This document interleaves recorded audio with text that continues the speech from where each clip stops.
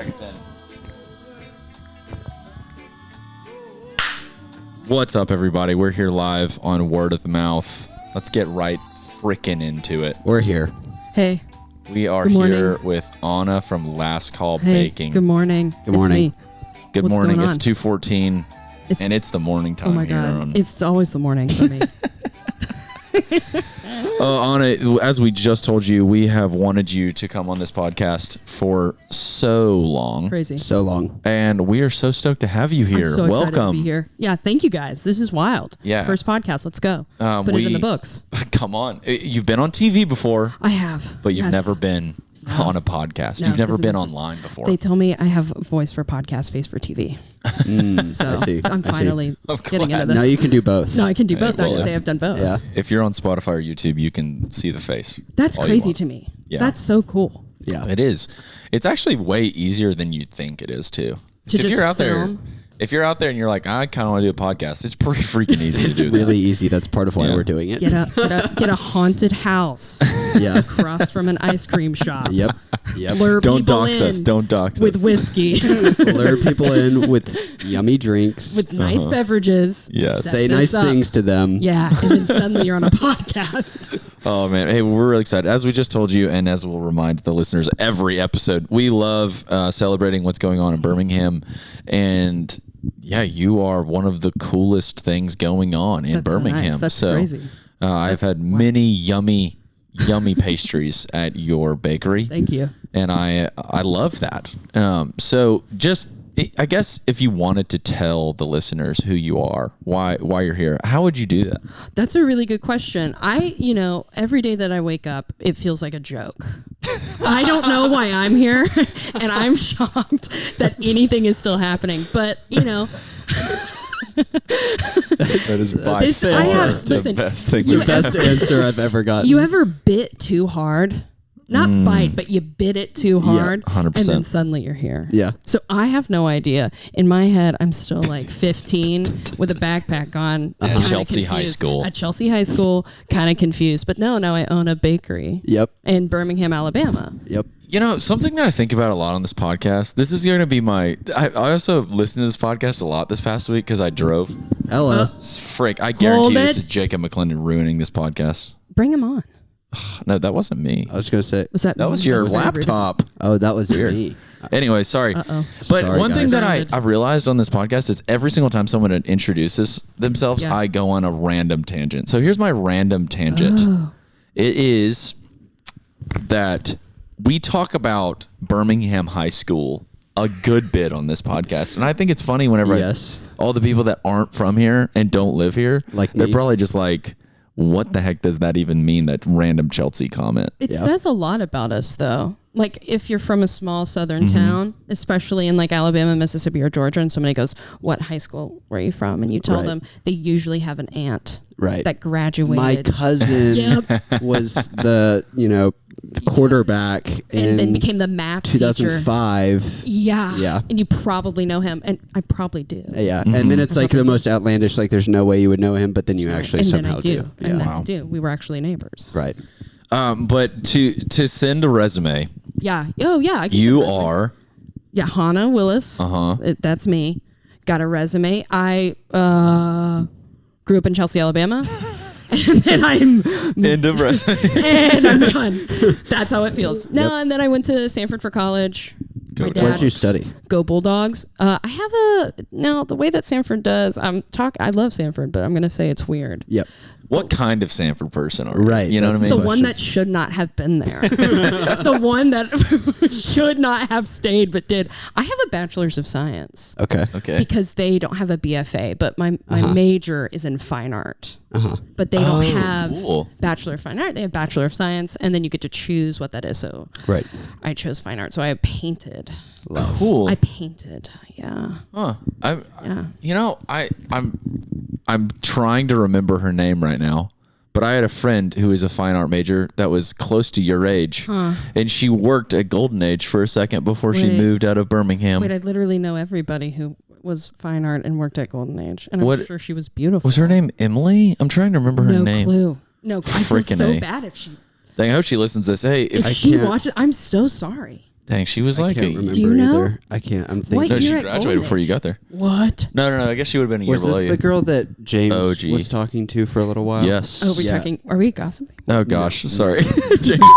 He's married. James, you're I married. said James, and Ah, then you frick. just outed him. That's on Steven. Well, It doesn't we'll- matter. We'll fix this Anyway. in post. Yeah. Whoever Emily is, whoever working at Golden Age, I'm sure you were great. Yeah. I did not respectfully talk to anybody at Samford. Fair. I was there. I was there to do my work. I was there to graduate as quickly as possible. Did you live on campus at all? Oh yeah.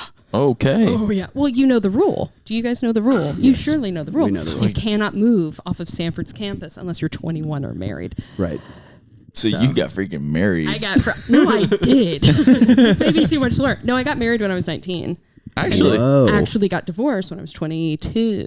Holy 21, wow. 22. I know. And then quickly moved. You were a real ring by spring. I was like, that's the only way I'm going to get an apartment is if I get married to see. the first Samford man that I meet. And I see. did.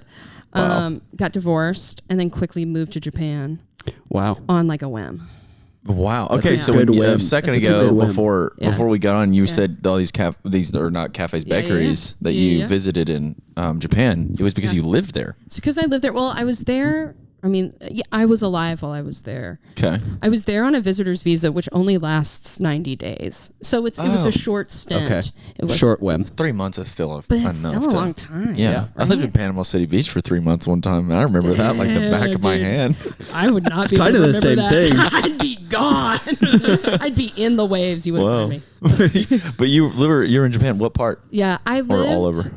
I wish it was all over. I kind of get in any space that I'm in. I kind of just stay there. Okay. I was 45 minutes northwest of Tokyo, and I would say kind of like the Hoover of Japan in terms of like population size and vibe. Just belks everywhere. Belk.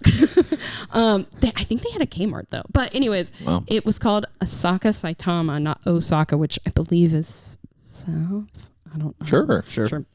Please don't. Whatever cancel you me. say is right because Please. we have never been there. But they might have been. Hmm. But northwest. So it would take me like 40 minutes to get to Tokyo if I wow. wanted to go there. Like Yeah. 3 hours to Kyoto. Wow. That's actually Cool. that's crazy. I didn't realize they were so close. So did you work while you were there? Or were you just hanging out or? Couldn't work. They Okay. wouldn't let me work. They do sometimes like under the table let like people bartend, and I had been bartending for a long time. But no, I kind of just took a sabbatical, and I don't speak Japanese and I don't read Japanese. So I lived in silence for like 90 days, and people Wow. forgot like I was gone. So I just stopped speaking English Wow. for like 90 days. I That's- just, wow. I like walked. What I a didn't- retreat. Yeah, Kind of silence. unreal. Yeah, it was really nice. I just ate and journaled and walked for 90 days. Huh. Like in the desert. Monk basically. mode. I went full monk mode. That's crazy. I was stretching. In Japan, in the neighborhood I lived, they would get on the loudspeaker every morning, and I don't know who they were. It was like God. It was just them. And she would say in Japanese, she would lead the entire village in a morning stretch. Yeah. Before people started work, and I would do that every morning with the rest of the population. I know nothing about Japan. Is that a joke or are you being No, serious? that's real. That's crazy. That's unreal. Real. Yeah. You would do your morning stretches, and she would come on a loudspeaker. Can you imagine in Avondale? Honestly, Just an said, avid- all right, everybody. I'm waking up in the park." 7:30. Is it funny that the only two neighborhoods that it would make sense for that to happen would be Avondale and then maybe like a hyper rich area Greystone. in like Greystone. I was going to say Greystone Like would Mount do that. Laurel would do Greystone that? would do that. Oh, yes. Mount Laurel. Laurel would be like. Fastest to do it. But then also just like if the world's kind of low key like 180 touch each other with the Yeah. weird like poor Crestwood people. Yep. It's funny. The other night I went to a real estate concert at Saturn. Is that a band? Yes. No, just a concert about local real estate. I thought it'd be like No, business. but real estate's like a 2008 to 2012 was like their peak. Love. Like they're a New York band, but it's kind of like a Portlandia. They definitely had a song in Portlandia or something like that. Oh, I love that. I'm But- indie sleaze vibe, but maybe a little later. Okay, cool. Maybe is that later? I don't know. I don't know. But it's but they were very like surf rocky. But anyways, I've always been curious in Crestwood like who actually lives here because like my neighbors don't talk to me Who really. lives in Right. Crestwood? And everybody's lived there forever. And then I went to the real estate concert, and it was just like the weirdest people on earth. And I was like, "This is who lives in Crestwood." This is the convention. And that I feel like the real estate the concerts at Saturn that aren't The real freaking- estate convention. I don't know. The real estate convention. I don't know who comes. Like, I feel like Saturn has just pretty weird people all the time. Saturn's weird all the time, but that's their metaphorical, Japanese woman siren stretching. Beautiful siren stretching. Yeah. It was amazing. So you lived in Japan, and then you moved back straight to Birmingham? And then I moved right on back to work. I worked at Little Donkey on and off. Went pre-Pahakis? Yeah, probably. Oh, boy. No. Okay. No, I worked with the PRG. Okay. Yeah, I worked with the PRG from like 2016 to Is that like COVID. the inside slang of what the insiders call Pahakis is PRG? Because it's Pahakis Restaurant Group. And nobody, I mean... I feel so enlightened right now. Well, yeah. You got the lingo now? The lingo's kind of new too, I guess, because when I worked there, I would just tell people I work for the Pahakises. But now when you say PRG, you sound like you're returning home from war. So it's just like, no, I work at Petra RMS.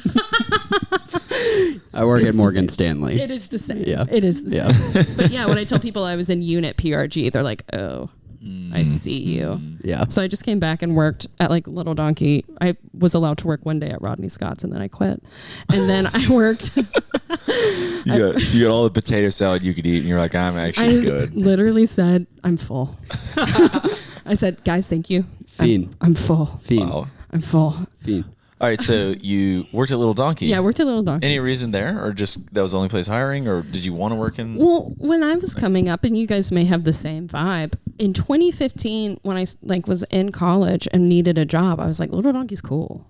Sure. They were like doing it. They were playing the Yeah Yeah Yeahs over the loudspeaker. Yeah. They had great tacos. Everyone who worked there was like hot, and I was just like, I want to be. And with this these is whenever people. Octane was still right there, right? Oh yes, it was like the block. Yeah. That was If the anybody block. doesn't know where this is, the Battery, the Oh. current restaurant in Homewood, that was the Never OG Little Donkey. Oh my god, it was And so it was cool. it was such a good. It was vibe. a great- Dude, do you It was remember so those cool. like rice bowls they used to serve? I don't know if they still serve because I'm in a Little I'll Donkey never forget. here. No, I haven't been there in like 5 years, but Yeah. the food Oh, was good. it was. And It was. just the vibes were there. So I got that job in like maybe the tail end of 2015, early 2016, and immediately it was my first like service industry job. I like got sucked in. I was like, Wow. this is the coolest shit Yeah. in the entire world. Yeah. In the entire world. Yeah. And then like moved my way up, bartended, became front of house manager, and then wanted to bake. So I started baking at Mile End while working at Little Donkey.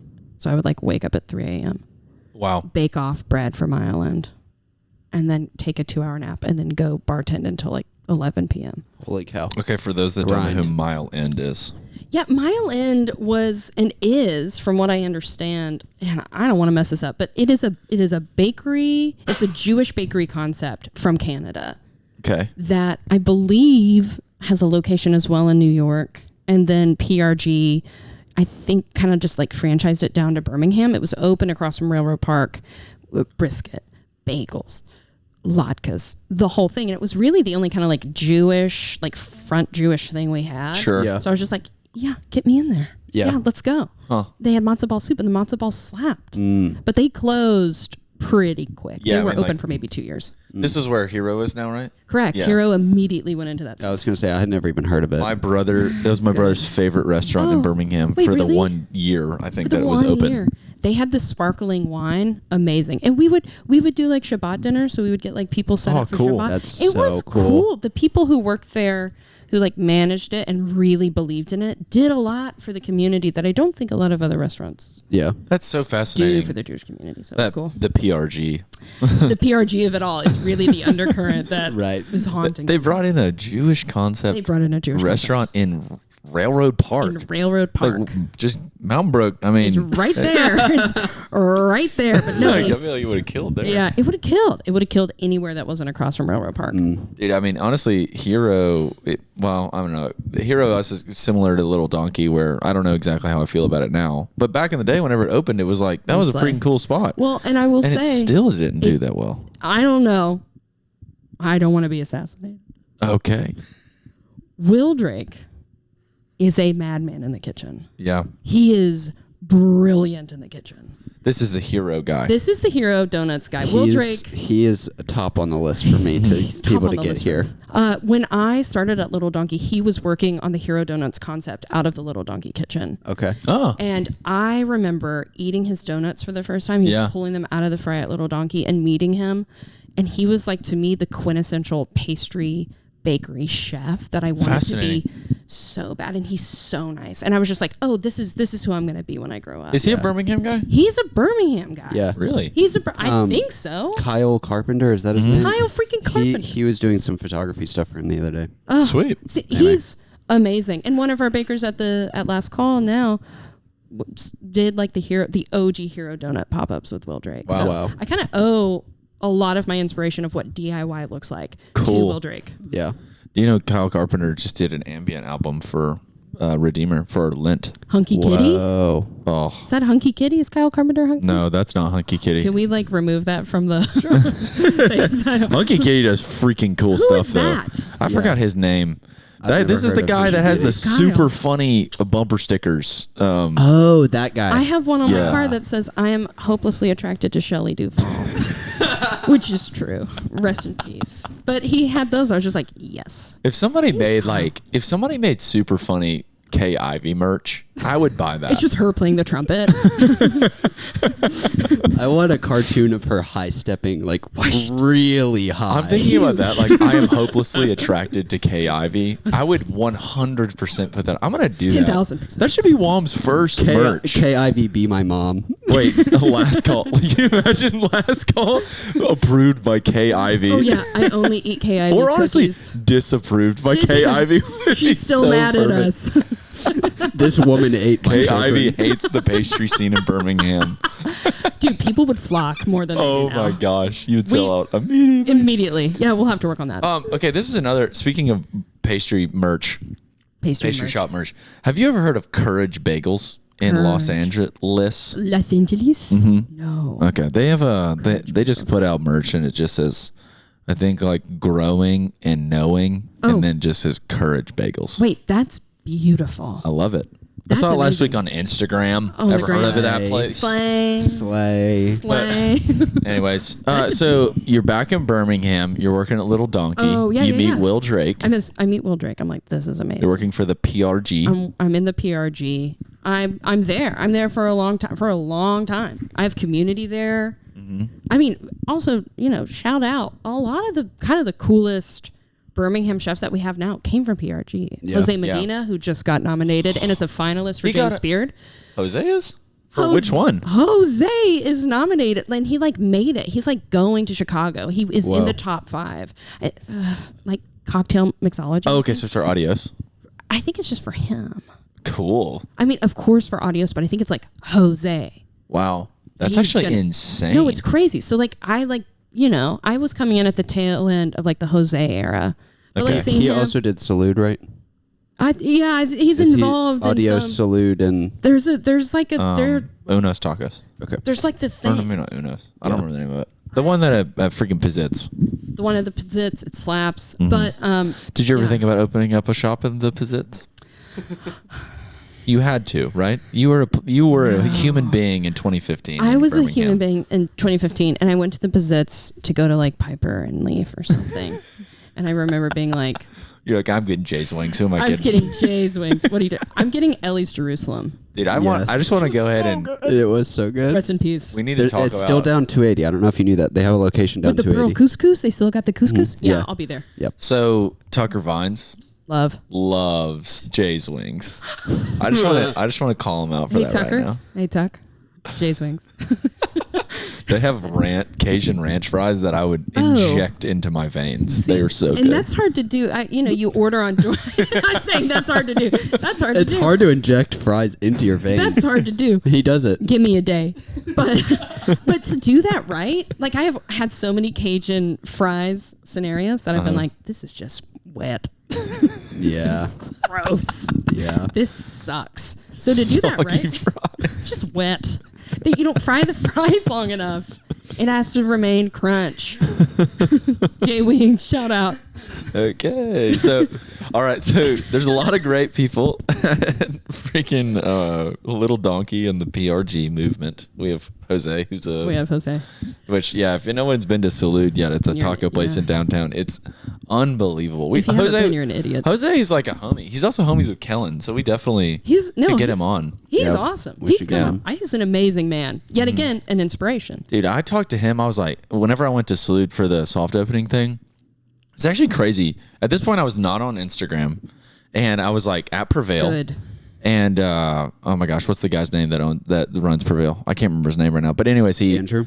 Yeah, sure. And he was like, I was like, dude, I'm trying to get some lunch. Where should I go? Is there anywhere that I can walk to? And he was like, oh, Salute has their soft opening. And I was like, oh, cool. So it was literally word of mouth. Shout out the name of this podcast. It was literally word of mouth. And I just walked down there, and I was like, oh my gosh, because it looks almost exactly like if like Tacos number 10 or whatever the place is in New York, and Tacombe, the other place in New York, had a baby, and it was green. Yeah. And it was green.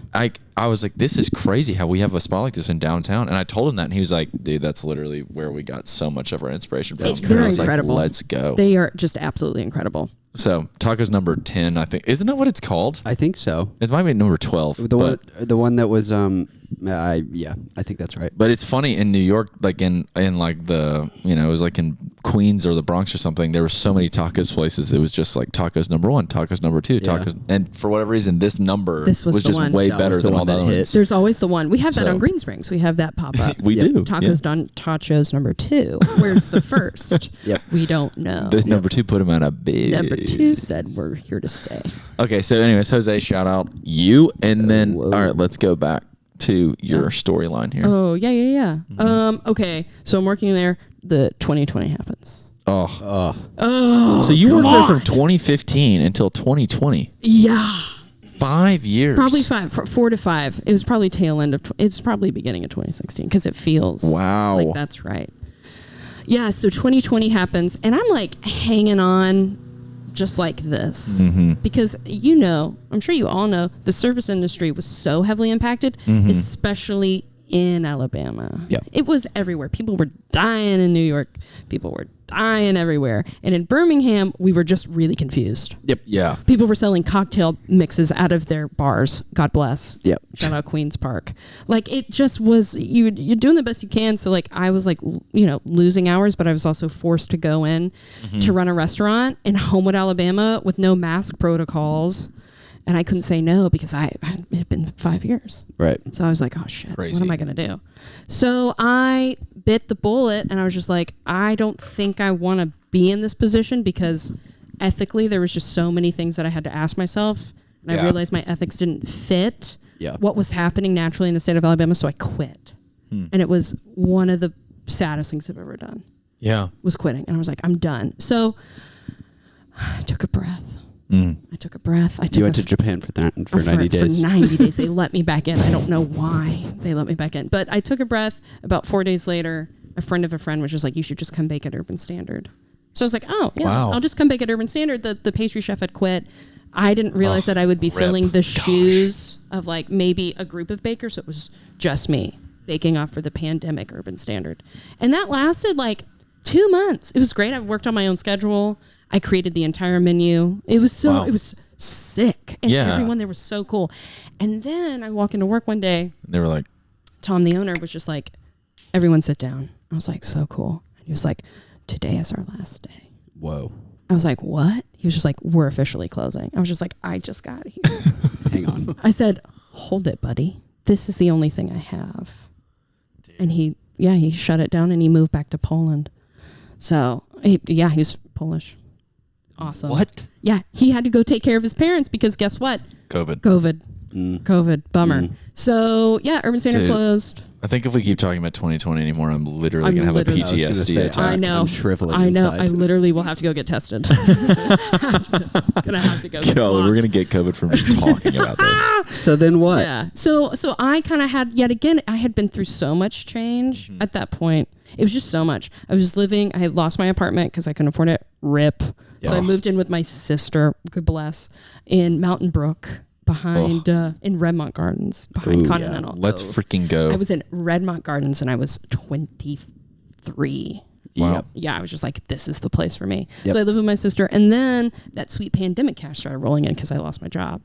Facts. So I'm making like $2,000 a week. Oh, yeah. Not doing anything. Oh, and I was just like, I'm not going to save this. I'm going to start buying baking equipment and storing it in my sister's house and baking out of my apartment. Yeah. So in Redmont Gardens. In a toaster oven. I started baking in a toaster oven in my apartment. And Unity Market was doing this like COVID safe farmers market, and I had like some connections there somehow. And they're like, why don't you start selling your wares? Like bring that urban standard menu over here. So there's a lot of vegan stuff, a lot of gluten-free stuff. Not my vibe, but I support. Facts. So I started baking out of there, and then it just went crazy. Wow. It went crazy. Wow. Yeah. Was it originally called Last Call? Like even then? Yeah, it's always been called Last Call. Okay. It's never been called Last Call. Where did that name come from? Well, I had a friend at the time who was pretty supportive of my transitional phase over to what I was doing, but there was still, I was still kind of depressed when you have a job or a profession for that long that you feel like is a part of your identity. And for me, it was bartending. I was just like, I've never done anything else. And they were like, well, name it Last Call. Yeah. Like that, if you feel like that's going to be a part of you, just hold on to it and translate it into something else. Shout out that person. Wow. Yeah, beautiful. So I just kept that name. Like, it's a bartending term. That's bartending term. Yeah. Okay. And it's cool when we last call for drinks. Last call for drinks. Love it. Well, now when people like come into the bakery and we're sold out, they're like, oh, that's why you're called Last Call. And I'm like, well, no. but it has translated well. Dude, actually, this is our one question that we were going to ask you today because we don't have an opinion on this at all. Probably do. But why do you not just bake more? Oh, that's such a valid question. I will shoot myself. No.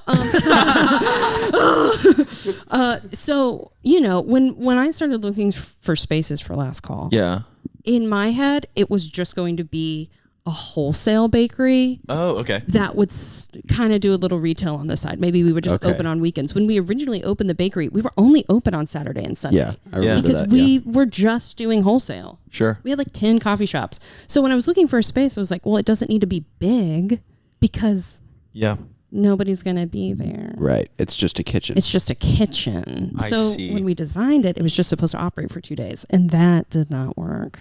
So because of that, our kitchen space is about 400 square feet. So there's no room. Yeah. There's literally no room to store anything. We've been working year after year of how to expand. And at this point we do about, we started Last Call selling probably 100 pastries on a Saturday. Now we sell like 800 to 900. You're joking. So you are making literally 8 times more. Yeah, but that's coming from like a position of being like, we're going to have to take every inch that we can legally and without busting down Zephyr's wall, which Kellen would be furious.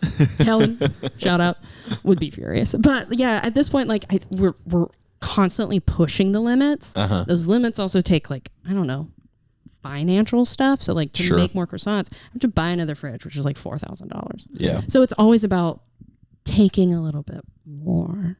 As we go on. But I would love to bake more. You have to. I feel like I've been thinking a lot about what is enough. For me lately. Sure.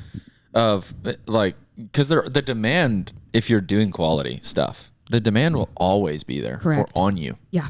And trying to figure out a philosophy of when do you take another step and when do you limit yourself?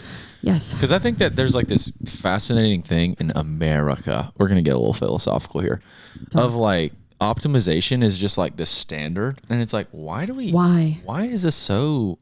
And I think that I'm a big Wendell Berry fan. Oh, and, I love Wendell Berry. And he just is all about cultivation and just slow growth over time, longevity growth. Because I don't know. I'm thinking about, I want to be Steven at in the core values that I want to project. I want to be Steven at 80. Yes. I don't want to be a whimpering, sad, old, bitter guy. And I think that you have to kind of level that. You have to kind of have a philosophy of that demand. Absolutely. Over time. You know what I mean? Yeah. And what I tell people too is about, kind of cultivation versus optimization. Yeah. If we are to make more, I don't want my quality to go on. That's just classic. You don't want your quality to go on.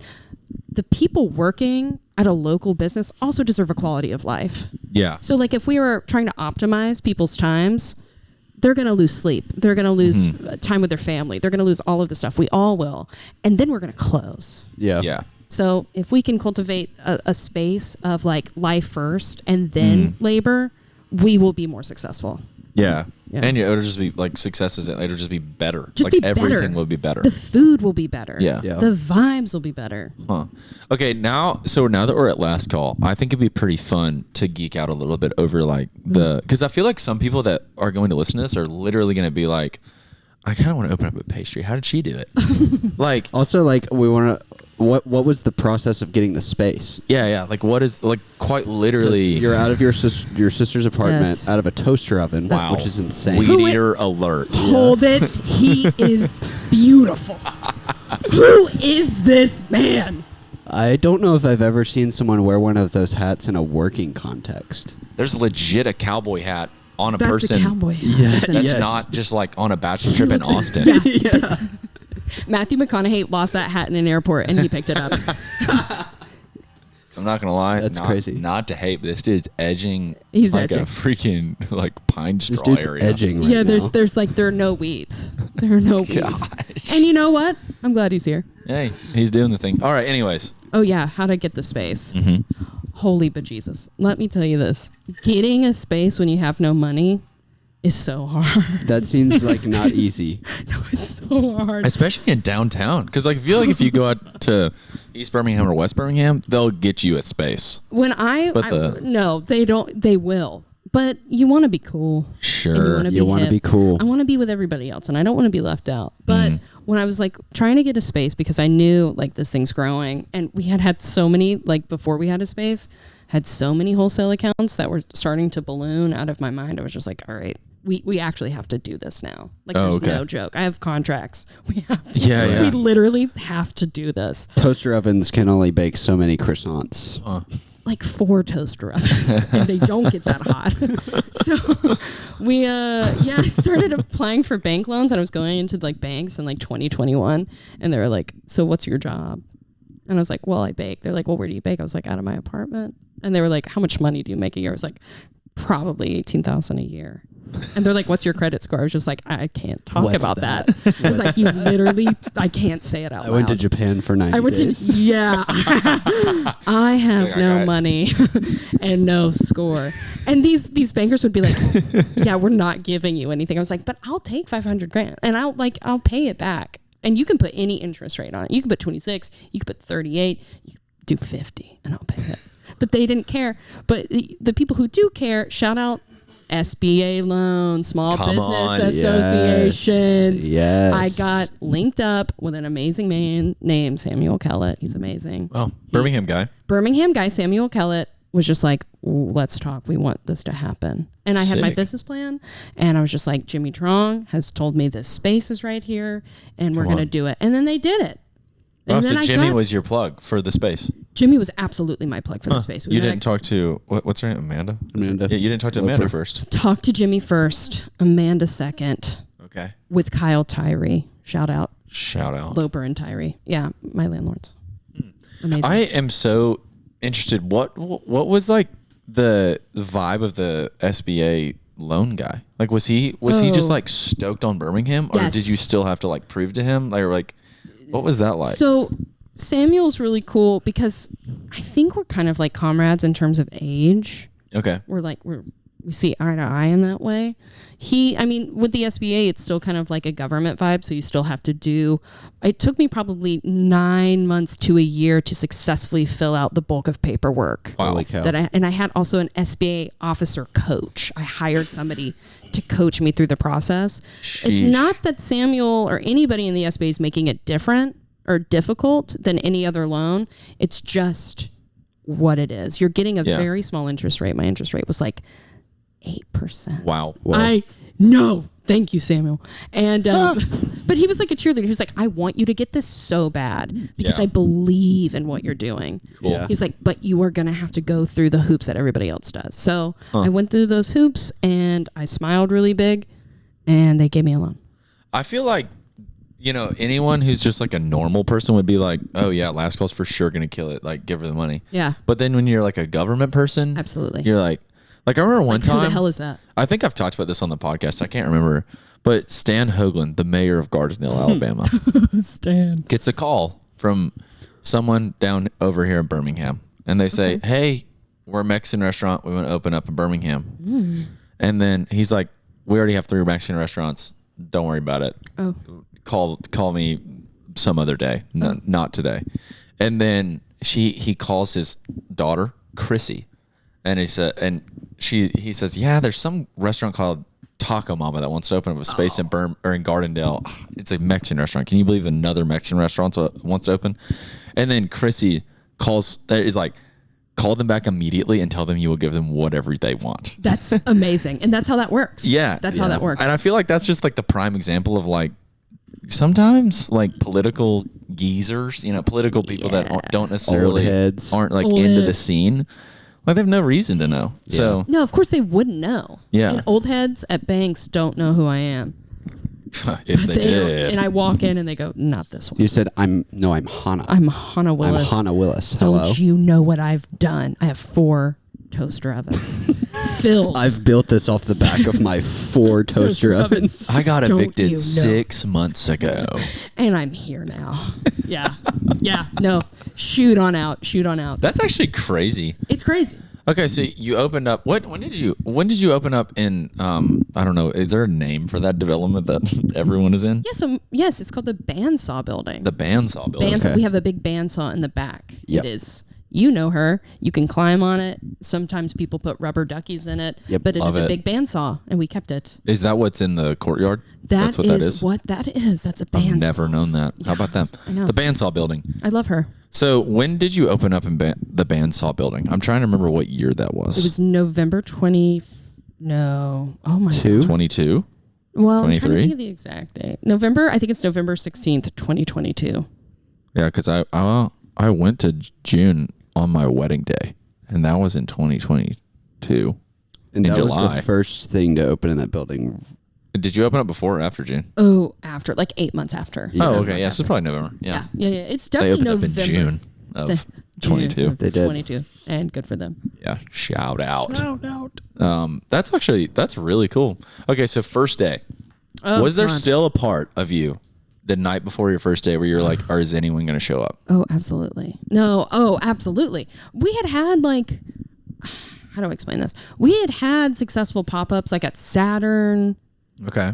and like other places that were going well. Like I was felt like I could sustain what I was doing for like the hot DIY community and like the people who knew kind of vibe. Yeah. I did not know how I was going to be received by the people who actually lived in Birmingham. Yeah. But everybody who was like 18 to 24 was showing up. But like, what about Sure. your Nana? Is Nana going to come by? Because Yeah. that's really how you kind of grow a name for yourself in Birmingham is Yeah. that Nana's coming. Right. Sure. And Is so- Julie bringing the kids? Where is Julie? Genuinely, like, besides Continental, at that time, was there another pastry place in Birmingham? Yes. One that I worked at for 2 days. Breadworks. Oh, Birmingham Breadworks. Birmingham I always Breadworks. forget about Gosh. Breadworks. Man. Really good bread. Yeah. Really great bread. Yep. I went and studied there one time whenever I was in college, and I had a soup and sandwich, and I was like, man, this is good. Dude. I remember that. Their salmon toast goes hard. Wow. They Their had salmon pizzas toast. are good. Hey, what do you think about Bruto, speaking of pizza places? Oh my Have you gosh. heard anything about that at all? Hey, well, kind of, my friend Stephanie owns Birmingham Tattoo Company. Shout out, Steph. Shout out. And she's always down there. Mm-hmm. She went by, I think. She said the food's pretty good. Cool. And then one of our bakers, Lauren Gavin, shout out, had a muffin there and said it was amazing. But Wow. it takes me a really long time to go anywhere. He's back. He's back, Welcome everybody.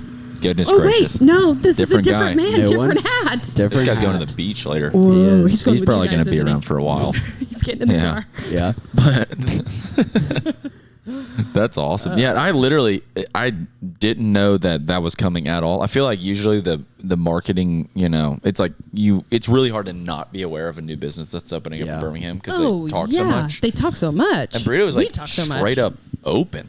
And She I was was like, there. I had no idea. And till I drove by No. today. Yeah, it's there now, I guess. It has pizza. That's why I brought that up. Pizza. It has pizza. And which is bread. great. And bread, coffee. and- Coffee, bread, pizza. That was their 3 things on their Wait, that's advertisement it? today. And it said coffee, bread, Bread, pizza, pizza. this way with a hand doing this. They're selling loaves of bread. I guess. I really wanted to ask you, Yeah. Hey. Hannah, Yes. how did you learn how to bake? Oh, Because yeah, we I can know you talk said about that. I know you said that you Whoa. worked with some amazing bakers at the restaurants and whatnot. But and not to blow smoke up your butt too much, but your pastries are the best pastries I've ever had in my I life. appreciate that a lot. Genuinely. That's very And I sweet. have had really good pastries in other places outside of Alabama. Yeah, France slaps. Cardamom buns at La Cabra in New York Oh, I Yes. love Le Cabra.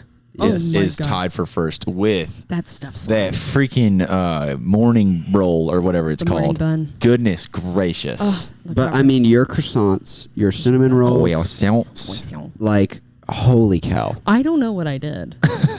I literally. Where did you when did you make your first pastry? Is it you've been like funny. when you were 8 years old or something? Or was it Yeah, later well, on? I mean, when I was growing up in Chelsea, Alabama, Shout out Hornets. Go Hornets. You guys may not know this. Maybe you do. It was before Chelsea was gentrified. Okay. Like now okay. they're selling homes for like $700 to $1 million. But I grew up in Chelsea, Alabama, when nobody was there, and we had our trailer parks. We had meth. I did not know that Chelsea is that nice now. Oh, That's Chelsea's weird. like really nice. It's like Greystone. Strange. It's lost the edge. Caroline Spate's mom lives up there. She has like a nice place. That's that's about it. But I will. Caroline's mom has a nice place, and it's in Chelsea, which is crazy.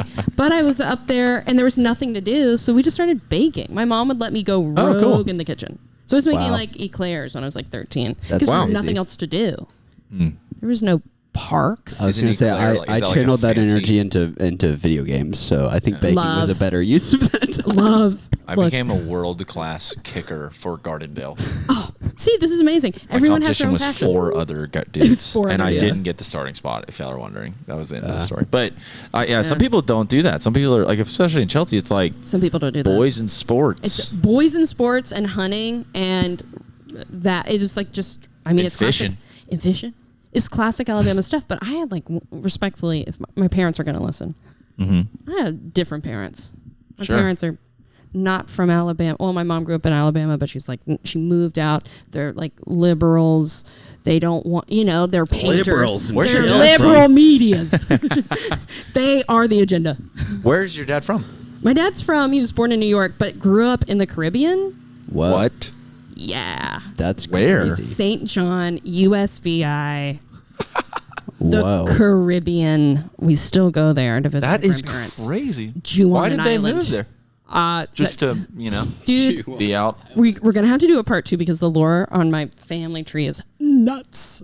It's nuts. But yeah, his dad moved him out there, and then he moved to Boston to go to Berklee College of Music, where he met my mom, who was from Gadsden, and she was living up there. Your mom went to Berklee College of Music from Gadsden, Alabama. My dad went to Berklee College of Music. My mom was working at a Harvard art gallery. I met my dad. And then they moved. Your dad? Where'd your mom go to college? She didn't then. She eventually went to Samford's nursing school when she was like 43. Slay.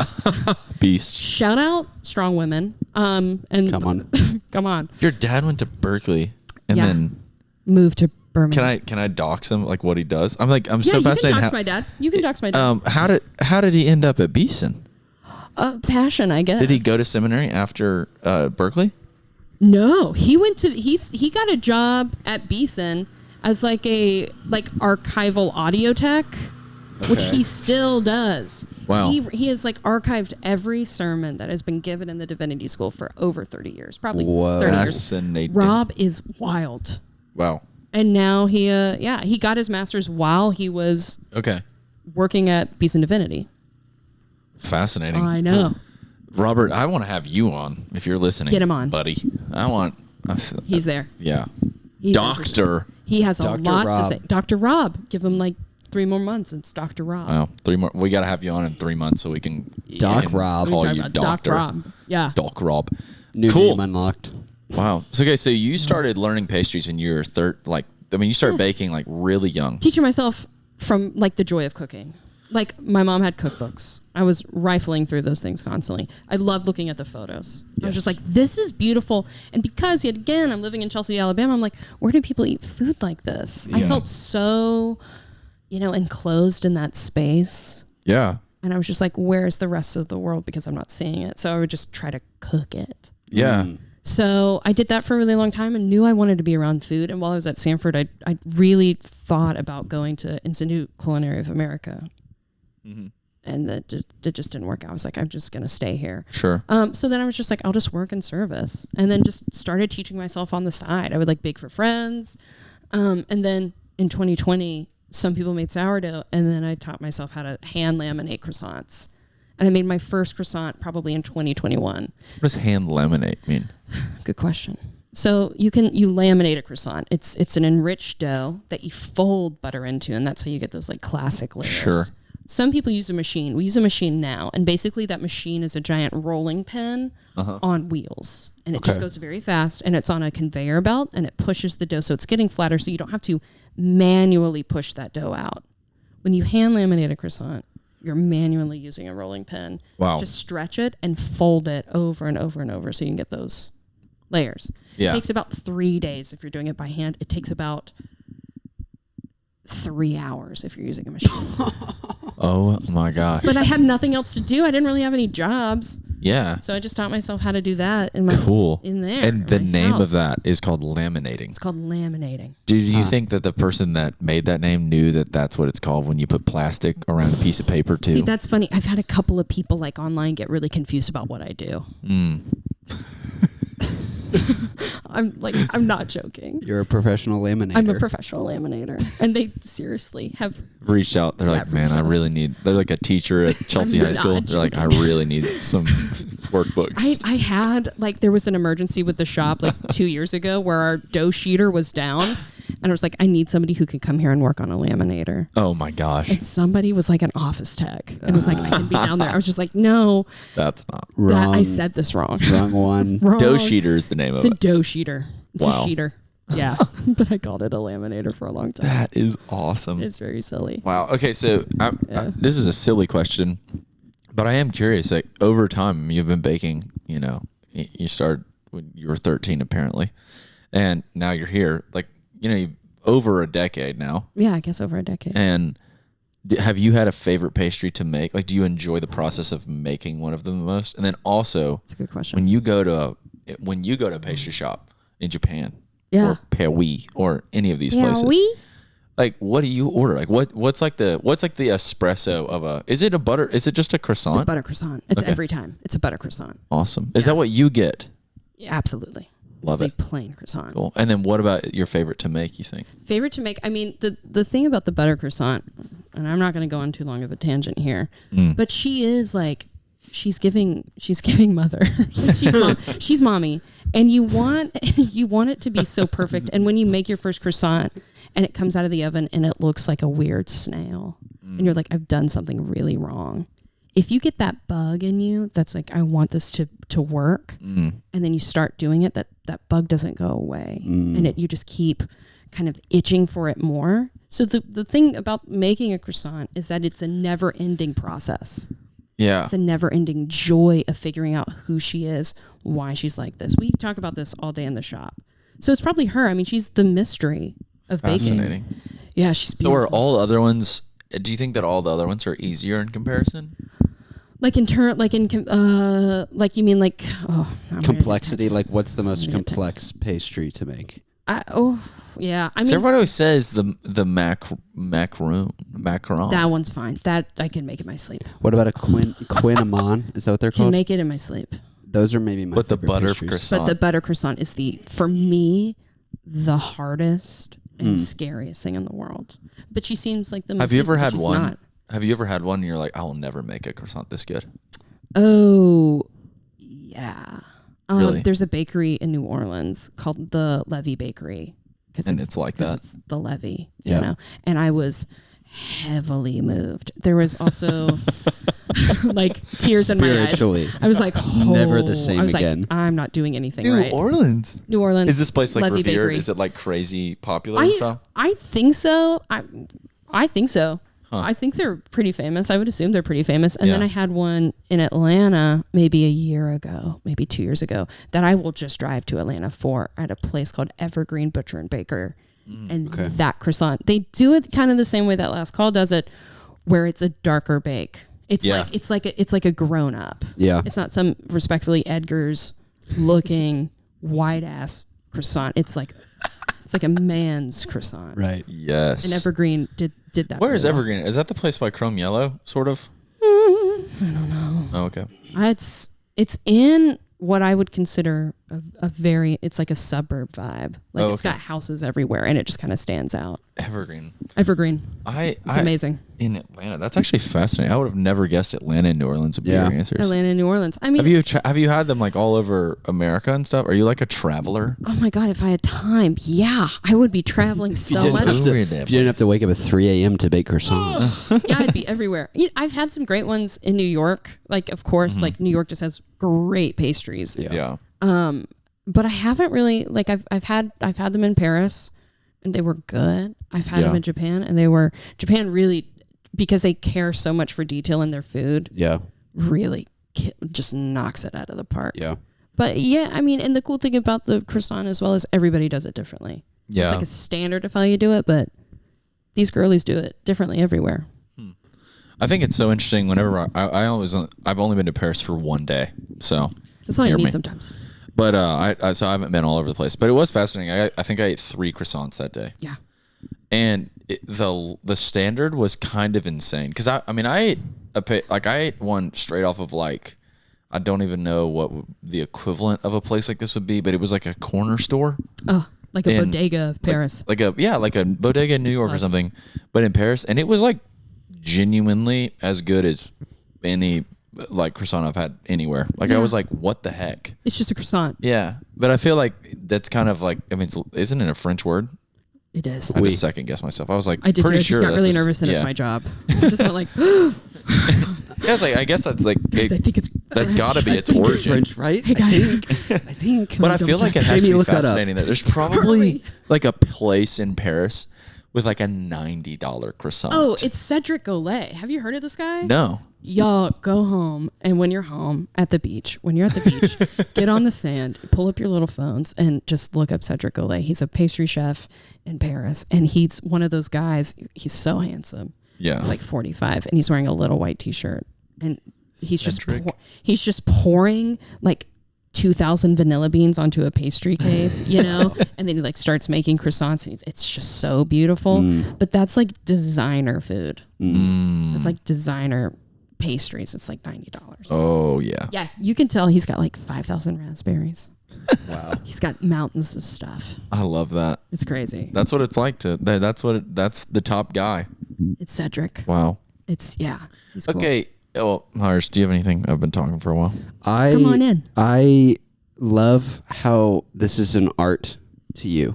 Oh, I appreciate that. Like you speak about baking as if you are painting.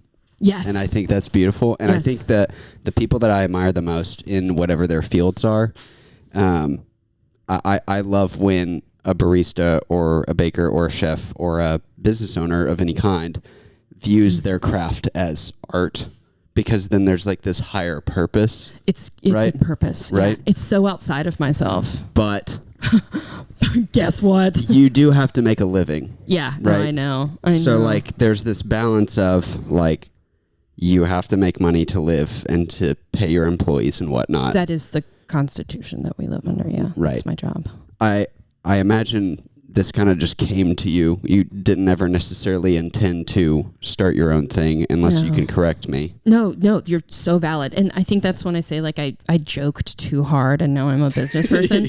Like I never thought that I would really have like a stable job. Yeah. Because of just the lifestyle that I've led up until this point. And I usually tell people that monetizing this kind of saved my life because it gave me a reason to live, and it's not me that I get to thank for that. It's like my community and the food. Yeah. So it's like I never meant for this to happen, but it's here now, and it's stabilized me. But it's like when I'm in there and I'm doing the work, it's definitely labor. But when I get to be outside of myself and like talk to you, I'm like, no, there's romanticization to this. There's a true deep love to this. Yeah. That nothing else will compare to, probably. How do you deal with the boring business stuff? Oh, you want me to be honest? Yeah. I put it off as long as I can. I will file an extension until the day I die. Yeah. Yeah, I put it off. And then when I do it, I have to like give myself a little treat. I have to be like, all right, you're going to answer one email and then you can go get a coffee. You're going to answer one email and then you can have a little bit of Big Spoon. But yeah, it's hard to do the other stuff. I'm really still struggling with it. Yeah. I'm late on a lot of stuff all the time. Yep. I mean, backed up. So like when you talking about Big Spoon made me think of this. Like if you showed up to Big Spoon, is it like on the house? I am always showing up to Big Spoon. No, man, support local. I'm paying. Okay, cool. I didn't know if there was like if your friends show up to your place, they gotta pay. They do, but I'm always throwing in cookies. I'm always being like, oh yeah, if we go back, come on, you're getting a treat on me. You're getting a treat on Daddy. I don't mind that. Okay. Well, sorry. What were you going to say a second? I interrupted you. No, I was going to say there are recently in like the last year a lot of social situations where I'll go out with friends and we will get a lot comped. And that's crazy. That's kind of sick. It's like being famous, but you don't have to deal with the problems of being famous. Not really. No. Yeah, not really. But it's only here. It's only in Birmingham. Yeah. If I go to Atlanta, I'm not getting anything comped. Right. But here that's why we hate Atlanta. Yeah, hate Atlanta. Screw Atlanta. Where's my app? Oh man! So when I didn't know because I don't know. My best friend's mentioned Maddie just opened up Whammy Coffee. Shout out Whammy. Shout out Whammy. Have you been yet? No, I've not. But I follow them, and I did not know this was happening. And I was like, oh my god, Whammy's happening, and I need to go by. It's happening. It's great.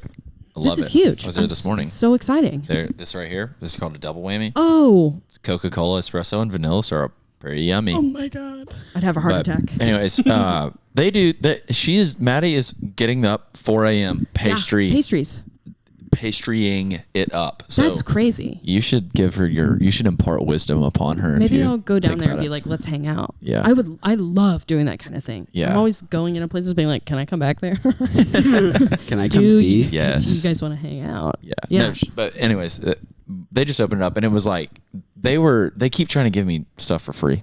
Well, it's funny. Mitch doesn't because Mitch was a finance major at Samford and he's like part owner. So he's legit. So he's like, we gotta get, freaking, we gotta get going Steven's in. money FIFO, out of his wallet. Freaking. But Maddie's like, no, come on. No. And I'm like, no, like literally, I want you to make your rent. Like I want you to live. I want to pay. But I didn't know if it was bad. like, the owners. I didn't know if when y'all went around, if everybody was like, There are nods. But like if Big Spoon's owner, what's her name? Jerry Martha is amazing. If she walks into last call. Oh, she's getting everything for free. Okay. If Jerry Martha walks in, I'll cry and then give her a box. Yeah, I'm like, please take this. But she's also like, to me, she's like, it's like looking up yet again to like a hero. It's like, I see you. I want to be you when I grow up. Yeah. Yeah. I have another service industry question that I think you're going to be allowed to answer. All right, so I got this app called Belly the other day. Oh, Belly. Yeah. Mm-hmm. Yes. And it has this very interesting thing, or it does this ranking system for you, where it's like, every single time you click on a place that you've been, you have to rank it. It's like, I love this place. I'll go there, and then didn't love it. Yeah. Oh, what do you think is like the last place that's getting in your I love this place? What's the last place that I ate that's getting that? No. Or Like what's like last on the list? What's last on the I would wreck this place? Like for example, I'll shout them out like East West. I'm like, if somebody went to East West, I'd be like, yeah, that's I'm kind good. of stoked that you went there. That's probably good. Wouldn't have been like my first recommendation, but I'm like, that's good. I think It's East good. West, It's an interesting question. That's East West a trap. This is giving trap. This is giving trap. Me and Gracie had this conversation last night. We went to Slim's. Slim's was not our answer at all. Oh my God, that Love is my place. top tier. Yes. I worship that pizza. Their crust is pretty much just, you get it at the end of every pizza, you just get a freaking free pastry. You That's get amazing. a free baguette. Literally, it's so good. With that hot honey. Oh my gosh. That's in my Also, top three. We're having Alex Stern on soon. We're really stoked to talk to him. Hey, I see you. All right. Text me back. Dude, I don't know. Where's the body? I feel like Text both me of back. y'all are terrible texters. That's gonna be my guess. I have 70 unread texts Wow. on my phone. I'm There's not a lot. text- Stern, I'm- how I was many? gonna say- how many unread texts do you think Stern has? I don't want to know. Oh, How many unread double. texts do you Yeah, have? how many? Oh, Yeah, I got through them this morning. I had 111 this morning. Finished that crap. Wow. I know. Oh, it's because we're going to the Those are- beach, and I didn't want to stress about it at the beach. Yeah. Straight up. stress. I have 0. Wow. Well, you're on top of it. He's like a businessman, though. I can So- tell. I'm a businessman. You're all business. I'm a business. Samford Business School. Facts. Economics. The B-Sob. Economics. You know when they built the new business building? I was like a I freshman remember. or something. I was there. Yeah, you were a senior. I was a and, senior. Me and my buddies called it the dirty boob. Why? Silent S. B-S-O-B. Oh my God. The dirty boob. That Brock was School of Business. such a nice. Oh, that they was opened so up the beautiful. they opened up the Brock School of Business and the Circle K in the same month, and I was like, "This is a great Getting a month for me. steel reserve, and then walking to the Brock School of Business. I'm going to get a $1 slice of za. I wonder if they still have $1 pizza slice. there. I hope they do. I hope they It's do. good. I hope they do. All right. What were we talking about before? Oh yeah. So the Belly app. The Belly app. God. What's your restaurant where I'd be like, is it East West for you too, or are you like? I don't. Can I say something? What? I don't think I've ever been to East West. I've never been there. That's crazy because I don't feel think like I've ever First been there. Ave is like you kind of just. It's like It's everybody not tries for me. everything. It's not for me. I think I might have my answer. What? I think it's Tasty Town. Oh, I like Tasty Town, and I I like kind of get excited to Yeah. talk to people about it. Yeah. But it's not in. It's not where you're, not like, running to. When people Sure. say, "Where should we go for our nice dinner date?" Yeah. not Tasty Town. It's like one of the last Yeah, I'll things go I'll there. say. Yeah, that, I think that's going on my. Yeah, I'll go sense. But it also, I mean, in like a, how do I say this? I may retract that statement. East West is accessible. there. Yeah. Like the food Yeah. is good and the price is good. Yeah. Sure. It's just what it is. Yeah. Yeah. It's just what I'm trying to think what mine is. But I Yeah. can't even tell you what my favorites are right now. Yeah. That's hard. I'm also just curious, like, what's your Mount Rush? I mean, obviously, Slim's. I feel like there's a bunch that are obvious, I and can I'm give just like, my Mount Rushmores. where does obvious end, though? Where I think does that's that what end? I'm fascinated. If I think I- that's what you're looking for. I'm trying to think. Yeah. Obviously, Slim's. Obviously, Helen. Obviously, Bottega? Question mark. I'm more Zaza, Bamboo.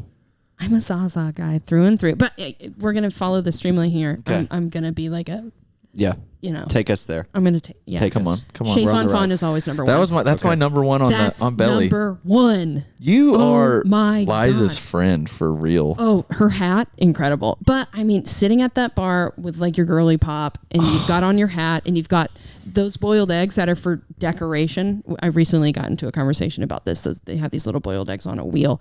You can eat those. You can eat You them. can take those and you, You can eat just them. eat them. You can take them and you can Whoa. eat them. And if you tell the bartender you're going to take one, they will give you a little salt bowl, and you can No put way. little flaky salt on that egg. You're I know. joking. Just grab them. This is your world. Just You grab can the egg. exercise free will. At Chez Fon Fon? Yup. I think the steak frites Oh, it's the best thing. Or the at mussels Chez Fon frites. Fon is like maybe it just is all downhill from there. It's heaven. IMHO. It's heaven on earth. Oh, I know my spot. See, we had it's Red Pearl. Red Pearl is It's Red such a Pearl. good It's Red answer. Pearl. It's Yeah. incredibly good when you want it. Yes. But it is definitely like it's number 10 on the 1 through 10. It's like Yeah. Sure. it's still in my top 10. Right. Dang, Red Pearl's It's a Red good Pearl. answer. That's It's a Red good Pearl. answer. And I've then ate you Red get to Pearl shop. twice in the past month, and I just learned about their beef with black bean sauce dish. Oh Have my you God. heard this? yet? I know not the heard black of this. bean, but I haven't had it with the beef. Oh, it's so good. And I'm not It's anti-beef. very spicy, Oh, which I yeah. love. But You spice guy? I'm getting there. It takes time. My wife has been slowly. Yeah. Been married for 2 years now. I think I'm 3 years into my spice journey. I'm It's getting beautiful. there. You're getting I'm there. getting It is difficult for Yeah. those who are new. Yeah. I'm not like eat Indian food and be like, You're like, this is awesome. not quite there yet, but Yeah. I'm getting So, close. I'm proud. Chez Fon Fon being your number one, I'm Oh, like, hell yeah. You've been around. That's awesome. Oh, I mean, it's just an easy. My number 2, the garage. Oh, baby. Number 2, Oh, the baby. garage. You live in Highland Park? Oh, hell yeah, dude. Let's go. I'm walking there. Come on. I'm walking there. But those two. The garage is my favorite place to introduce people to. Yes, if I somebody's in love, town, I'm like, that's where we're Like going. a sophomore in college is like, hey, let's get lunch. I'm like, dude, Yeah, dude. You have no I'm idea. about to put you on. Dude, we went there the other day, and we it's the best waited place. 60 entire minutes. Minutes for your sandwich. And I straight up, I'm not even joking you, I got a ham melt. That is all I got. And you waited for 60 minutes? 60 And it minutes. was I'll wait worth it. 2 days in the It was worth snow. David crawl. Basilio, we have a friend who Yeah. owns a coffee shop. I know David Okay. Basilio. Well, I don't know, but come on, Auburn rep. Auburn. Yeah, We'll Sidetrack drive is one of my favorite coffee shops of all time. the best in the world. He's a mastermind. Yeah.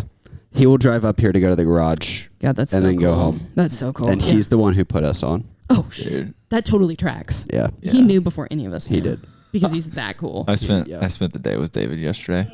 Such a good guy. Stinson bread also. Oh, hold on. So good. Shout out Stinson Breads. Oh my God. So proud. I had an almond croissant from them yesterday. And like, So I'm actually curious Yeah. how to do this. They like cut the croissant in half. They do. And then they put, what is that called in the middle of an almond croissant? Well, that's frangipan. What? Frangipan. Frangipan. That's got to be a French word too, Oh, right? you know it is. Yeah. You know it is. But yeah, it's a French for marshmallow or some crap. I don't know. whipped almond paste.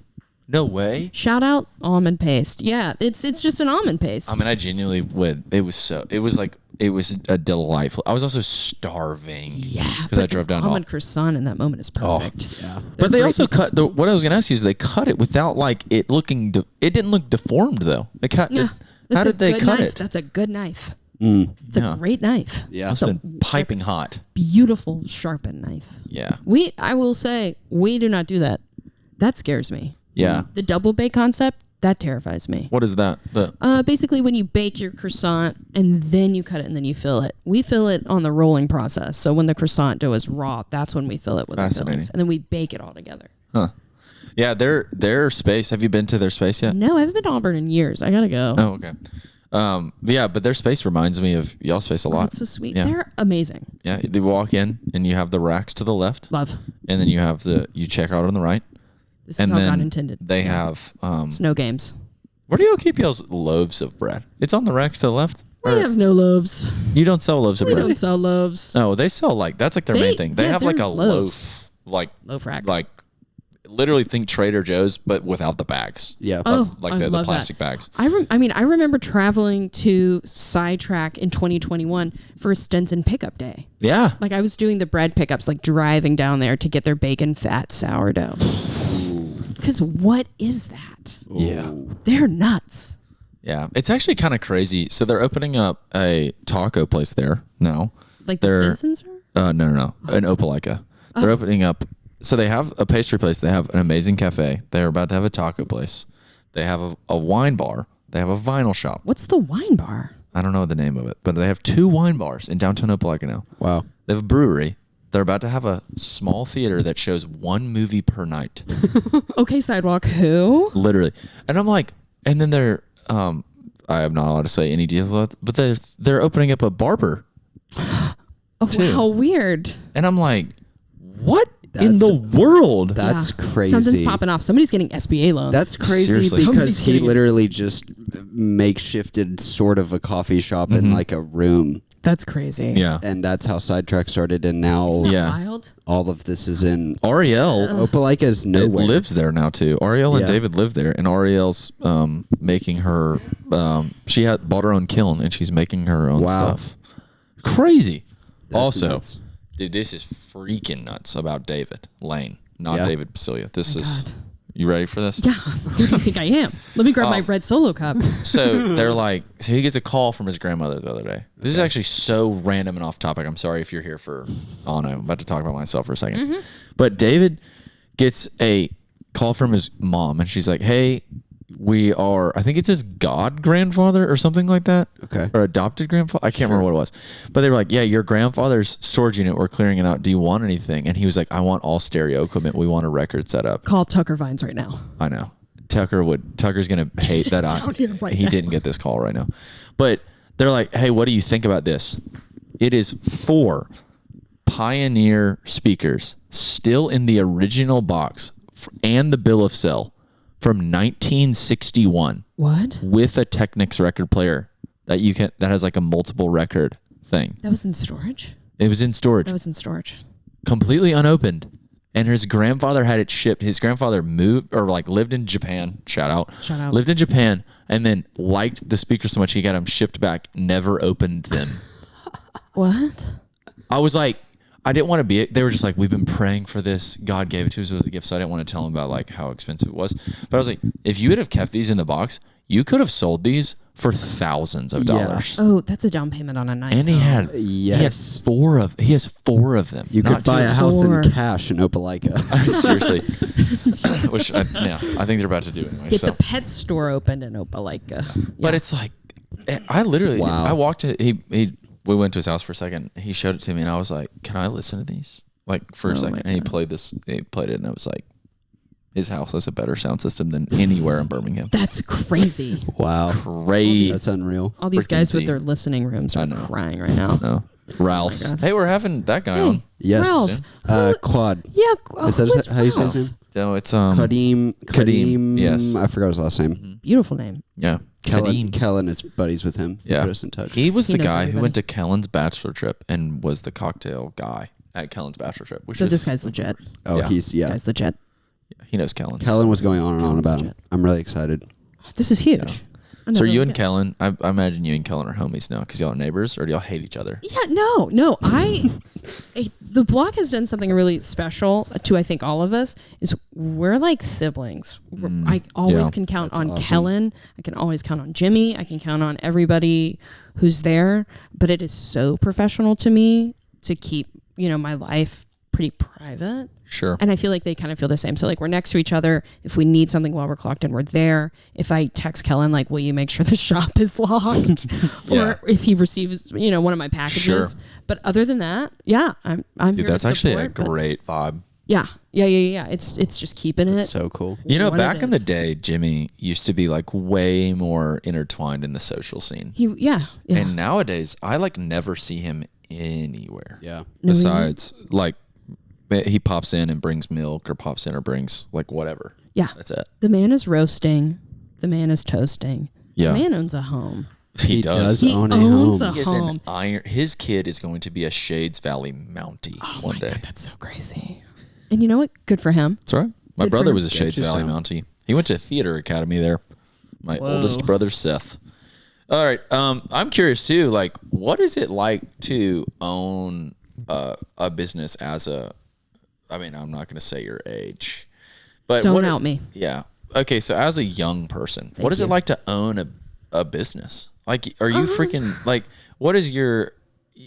I don't know. I feel like earlier when you talked about Liza being your BFF, like. Yeah. That kind of was like a picture of like, well, you're just you have friends. You're not just like some untouchable. Yeah, no, I've got Yeah. The goddess You of hang. baking. Like when people come over to your house, Yeah. do you cook for them? Oh, absolutely. I cook for people probably once every 2 weeks. I Yeah. have people over and I feed them.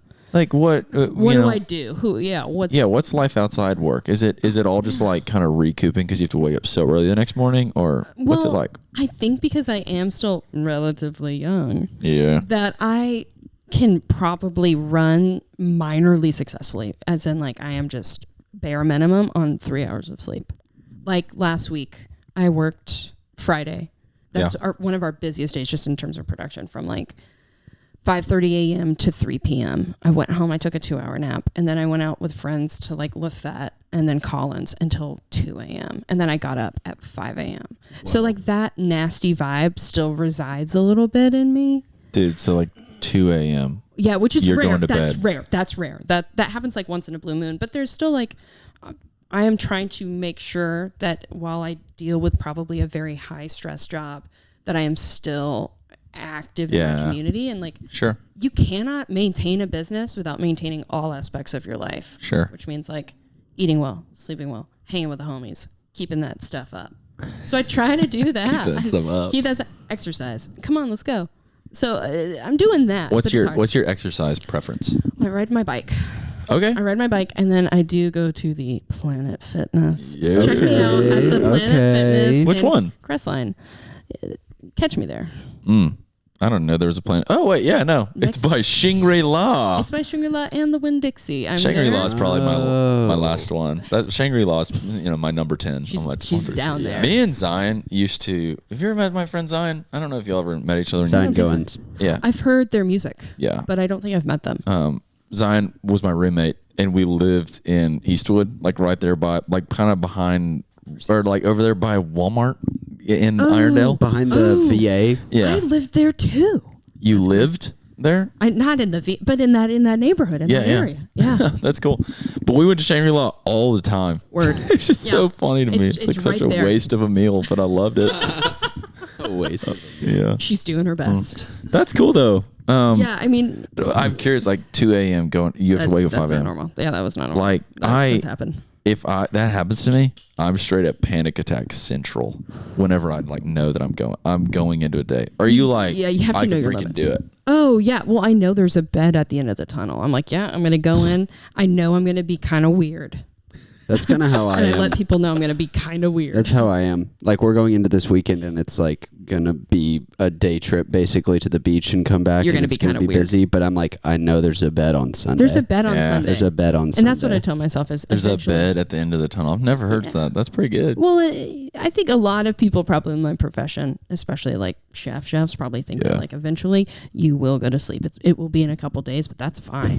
Yeah. It's about perspective. If you get upset about it, you're gonna be an asshole. Yeah. You might as well just sit with the decision you've made. One thing that David told me yesterday, I went down there to figure out how he like recharges essentially. Because I have been feeling really tired lately, and I admire the way that he treats people more than maybe anyone I've ever met in my life. Yeah, he's And found something. He is like such an amazing, he's such a exhale every time you're with him. That's crazy. And I asked him, and he said, I think I will always remember this. But yesterday he said, thankfulness is the perfect remedy to the sickness that is complaining. And I literally have thought about that with every decision I've made today. It's like so fascinating. He was like, it's hard. His car's in the shop. And he was like, it's hard to complain about my car being in the shop when I'm truly thankful that I have a car. And I was like, man, that's good stuff. Wake up, people. Wake the heck up. Start a gratitude journal. Go to therapy. Like it's not. Yeah. It literally is about perspective. Yeah. For like the first maybe year or two that I had the shop, I was so depressed and I was so miserable Really? to be around. And while I was home, I was just exhausted and miserable. But like if you can then just start like, I don't know, change your headspace. Like that's all it takes. What a privilege it is to be able to have the wherewithal to own something that is completely your own. Yeah. Like there are moments on like a Saturday morning when we're really busy and I'll look at one of my bakers and just start crying or like well up and be like, I can't believe we get to do this. Like that magical feel like, Yeah. oh my God, we're making food and Yeah. people are coming to us and eating it and we get to go home. Like we have no parameters Yeah. other than don't set the building on fire, you know, but like, come on, this is it. This is the coolest thing in the world. It's crazy. Yeah. Stuff you'd like dream about having access to before too. You know and what I mean? then you get kind of people get grumpy or burn out. But Yeah. David's right.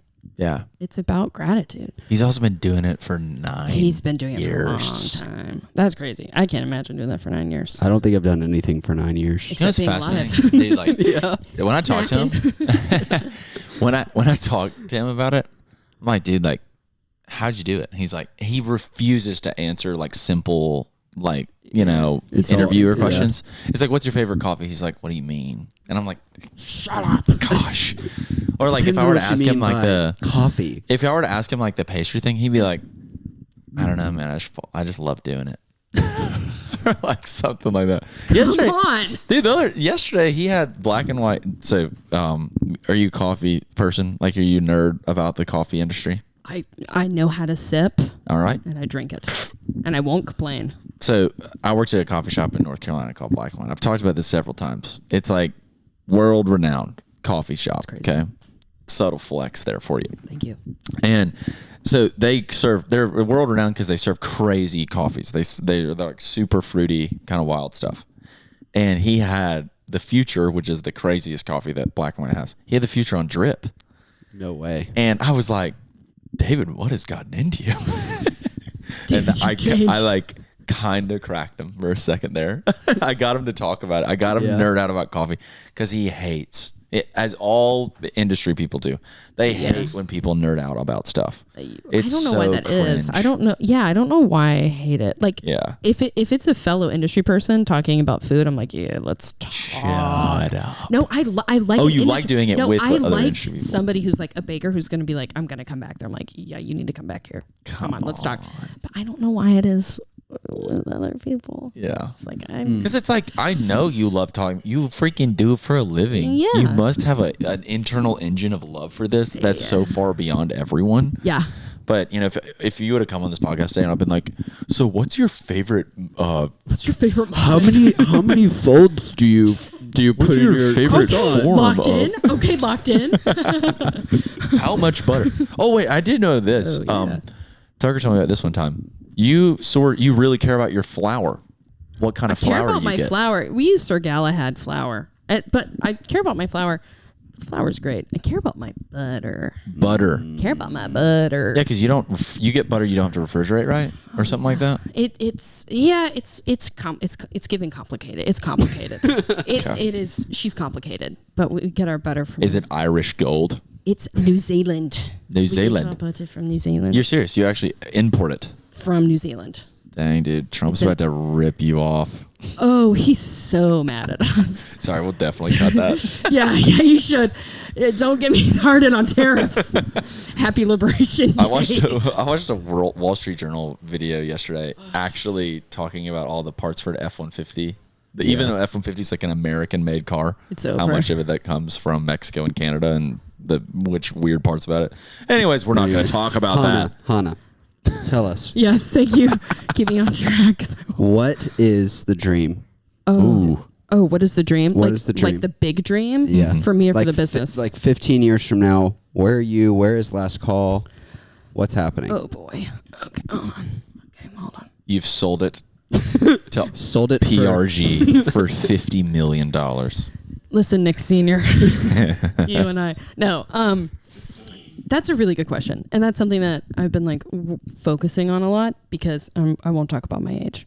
But there comes, Now that you're 45. now that I'm as a young person, as a young gaining age as we speak. as I am the youngest I will ever be right now, and I've been thinking about that a lot.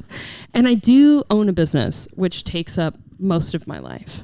I'm either asleep or I'm at work or I'm trying to find a medium ground where I can feel stable. I feel like most people feel that. It is important that I keep doing what I'm doing to some capacity, which means just sharing stuff with people, primarily food. The goal would be food. Yeah.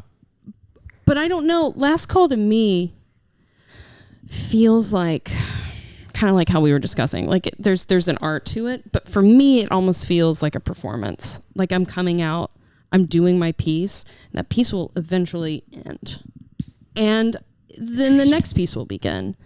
Now I don't know what that looks like, and I kind of do, from what I guess we understand at this point, fly by the seat of my pants and just hope whatever I'm doing works out.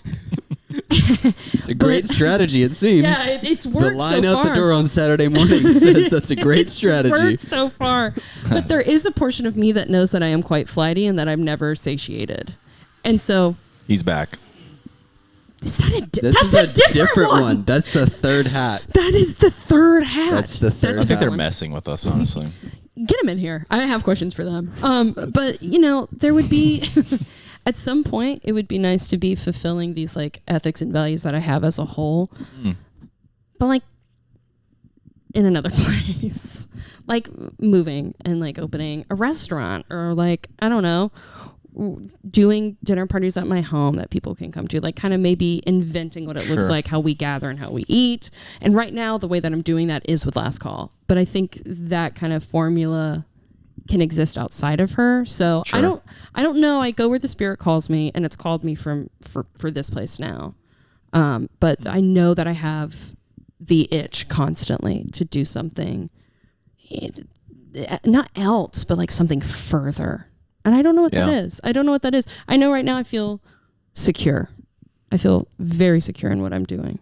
And it's also cool to own a space and have a name in a town that is so hungry from so many people. Like all these people popping up right now, all of these people getting James Beard noms, all of this happening. So it's like, all right, there's space here to kind of do what I want to do outside of Last Call as well. So I don't know. Do you think it's... I bet it's so cool when you go to a place like Chez Fonfon and you're sitting at the bar with your girlies and you have, you know, this... What'd you call it? The egg wheel? The egg wheel? I have my egg wheel. What's it called? I've been calling it a carousel. Carousel, but there we go. I don't think they call it that. Ferris wheel. The My Ferris wheel of eggs. eggs. Ferris wheel. And all different colors. you have to be like, I gotta do this.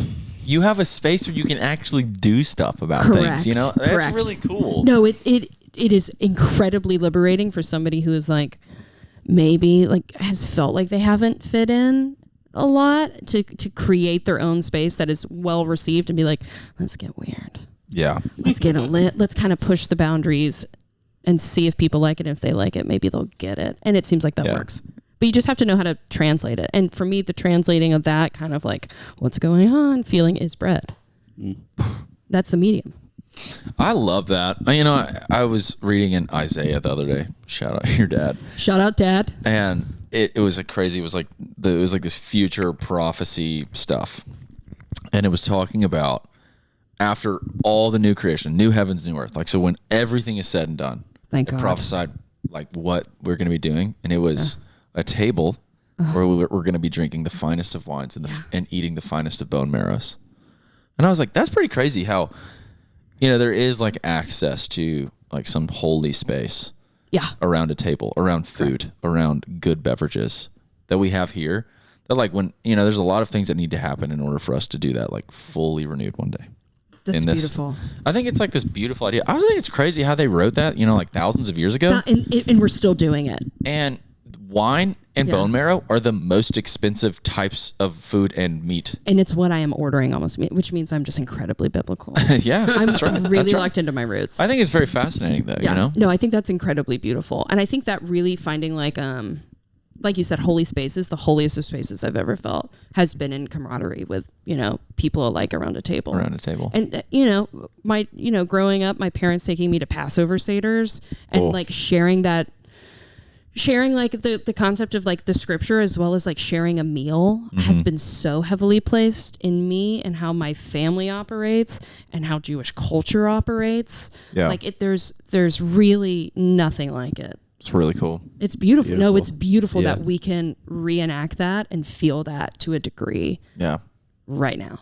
I'm gonna cry, y'all. It's pretty good. I love pretty that. good stuff. That's really nice. I mean, if you came here to understand the heart of Anna and last call. Yeah, here it is. Kind of just did, I guess. Bada bing. Bada bing, baby. Bada boom. All right. Is there any last call?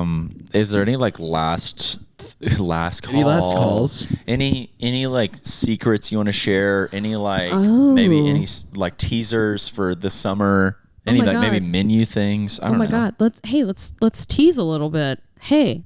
Yeah, I mean there's some cool stuff going around in town that I think needs to be shouted out. Come on. There is a monthly community potluck that happens in Highland Park that is kind of food action based. So it is a space for people to come and get food and get fed for free, and also a place just to congregate and talk. Cool. One of my dear friends, Catherine Jesse, who is a person and a chef, kind of put this together. You can follow it online. But it's a really cool space for community and for people who just need to eat. And there's no pressure to bring food. So it's Highland Community Potluck. We meet in the park. Come get fed. Love it. Love that. Shout out to Eliza Rose's Literat Book Club. You're rats and you're in a book. Shout out to the book club. Rat Book Club. Literat, like literature, but for rats. Literat Book Club. Oh. Yeah. And, we Literat. show up and we talk literally literat. And then I do pop-ups outside of last call. You have one on April 10th? I have one on April 10th. I don't know when this airs. Is coming out after that, but we'll share it. There will be more in the future. Yeah. I'm trying to maybe I'm trying to take up other space. Yeah. So come to the bakery, hang out and talk to us, and then come eat our food at night as well, which is kind of the goal. What is the April 10th menu again? Like Asian inspired or something? Yeah, I did a Korean bar food pop-up at Golden Age, and then I'm kind of translating that downtown, but a little more not bar food, but like full service food. We do like this kind of Southern, but Jewish, but Japanese fusion. We're touching all of the highlights of what it's like to be somebody in the South, which is just a modge podge. So I'm doing that. And then, the summer is always popping at last call. Yeah. We're always getting really weird because we're so hot. It's hot. So we're probably going to whip out the ice cream machine. We do a croissant ice cream in the summer. Oh, yes. So come on down for an ice cream. Sammy. God. Hang out. Dude, that sounds so good. Yeah, just hug your brothers. Simple as that. Last call, hug your brothers. Last call. Just hug your brother. Just hug Wow, your what a brothers time. really tight. And don't let go. Tight hugs at last call. Tight up. Oh yeah. Oh no, we're hugging. If you see the bakers back there, we're usually just going like this. Yep. You got it. You got it. There Last you go. call, baking company. Hug your brothers. K. Ivy disapproves. Oh, that's good. I'm gonna get you on our marketing team. I Which is really, just me. I really want to say K. Ivy hates what's happening in downtown Birmingham. I think that's what She I want. does, dude. I want that on a shirt so fast. Yeah. Call one of the Kyles. One of the Kyles will make Kyle this happen. Carpenter. Call one Kyle of the Carpenter will Kyles. say, I know a guy. Dylan Rizzo. Funky Special kitty. request. Dylan Rizzo for sure would do that. He does Actually. t-shirt printing. Special Wow. request. Any KIV last call merch. Yes. I'll pay. Andrew Thompson. My- The hat on my head right now. My parents would hate that shirt. My grandparents would despise You that couldn't shirt. wear that around your grandparents. Do they You play the could not. trumpet with her? Oh, I wish. Probably. Are they like My grandmother, my Mimi, she lives in Montgomery, and she is genuinely friends with her. Shout out Mimi. Hey, Mimi. Hey, Ivy. Crazy. Mimi, wake up. Ain't no step Maybe. too high for a high step. That's right. That's right. What does that mean? I don't know, Yep. but Kay Ivy said it. Hey, she's a high stepper. That's all I know. Hey, yeah. No you step. know. And you have to say it like that, stepper. I love it. Cool. Hey, thanks, guys. This Yeah. is awesome. Thank This you was so much fun. for being on. First podcast. So fun. Wow. You Really got the appreciate voice that. for a podcast, the face for the TV. Yes. Last call. I also recognized, or I just noticed your hat like 5 minutes ago. That's awesome that you wore that today. What's up, brother? I love it. Keep it on. Come on. Yeah. Come on. Always represent. Cool. Well, is there anything else? Any last Okay. words? Any last words? I don't think anything I could say on this podcast Okay. Cool. other than Great. I love you. Love Yeah. it. Love it. Last call forever and ever and ever and ever. Thanks for being on. Cheerio. Everyone have a great Oh my God. all day. Guys, we did it. That was fun. God, I felt like I was in another room. That was so fun. When you put the headphones on, it genuinely does something.